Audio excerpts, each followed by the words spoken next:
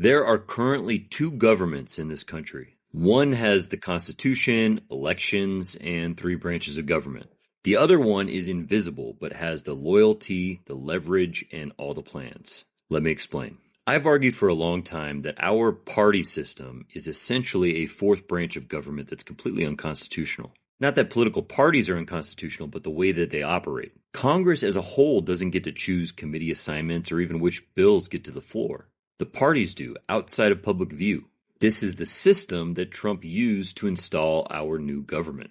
There are reasons that Trump and his cabinet, of which almost half are acting and haven't been confirmed by the Senate, spew absolute nonsense every time they're asked a question. The first is a smokescreen to hide this other government.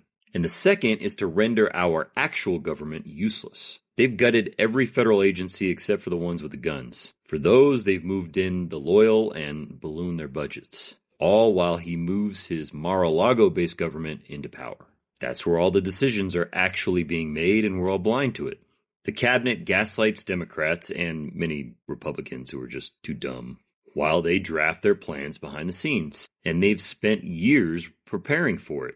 Even drafted their own constitution called Project 2025. Now, the truth of the matter is that this has always been the case to some extent. But Trump is something that very few politicians have the guts to deal with or even familiar with. He lifted the veil, or I should say he caused the veil to be lifted. He obviously isn't bragging about things like his best buddy Epstein. There is a very dark world that operates behind the scenes, always has. Maybe because it's been in movies so much, it doesn't seem real, but it's very real. The mafia helped us win World War II, for God's sake. Trump is from this world and brought it into our government, trying to move us back to the law of the jungle where the rich and powerful reign supreme. But the process isn't done yet, although it's getting pretty close. Every day, the Mar-a-Lago government takes more and more power. That's why it's not something that we can just wait out. Another general is fired, the press is pushed out of the Pentagon, or the Supreme Court and Congress have handed over another power to Trump. The leaders of the Democratic Party are just not capable of dealing with something like this. You think these people would be able to stand firm in the face of threats from oligarchs and crime bosses? Of course not.